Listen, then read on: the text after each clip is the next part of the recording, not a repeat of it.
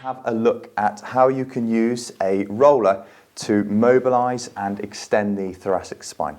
So we're going to use this trigger point roller here, and we're going to place that down behind our patient here. This is Rose, and we're going to go through how we can use this in a progressive way to increase the mobility of this region.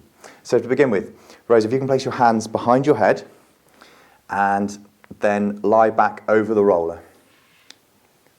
Lovely, and just hold that there. Now you always want to make sure the roller is on the thoracic spine from the lower ribs up to the back of the shoulders. You don't want the roller to go down into the lumbar spine, which is a mistake that patients often make if they're not familiar with using rollers. And if the roller goes into the lumbar spine, you just increase lumbar extension, and this can often be a painful experience. So we'll avoid that in the first instance, and we'll start at the mid part of the thoracic spine.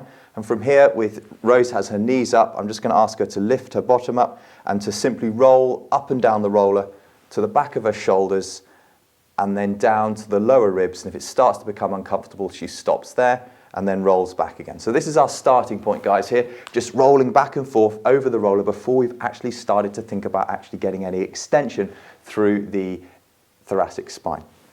Now from this position, we'll go to a mid-thoracic hold.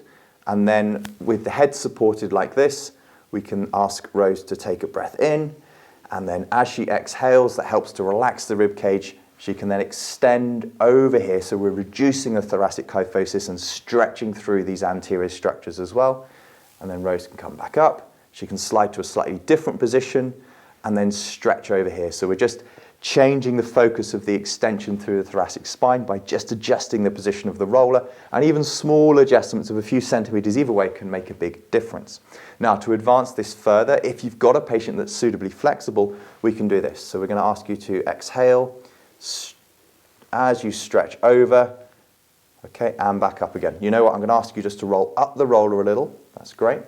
Take a breath in, and then exhale and stretch, getting the head right down to the floor, and then take your arms away from your head and hold them above your head. Take another breath, and then as you exhale, stretch your arms back and over and really stretch them up away from you as far as you can, and then just relax down onto the floor. And then you can hold that position for a few seconds just to really get used to it, to allow the stretch, to allow your body to become comfortable in that position. Then support your head again and come back up into that position. And we'll get you to sit up from there, Rose. Okay, so that's the progressional use of a roller to mobilize the thoracic spine, starting with a basic roll, progressing to extension, and then a more advanced extension version after that. Okay, guys, now it's your turn to give it a go.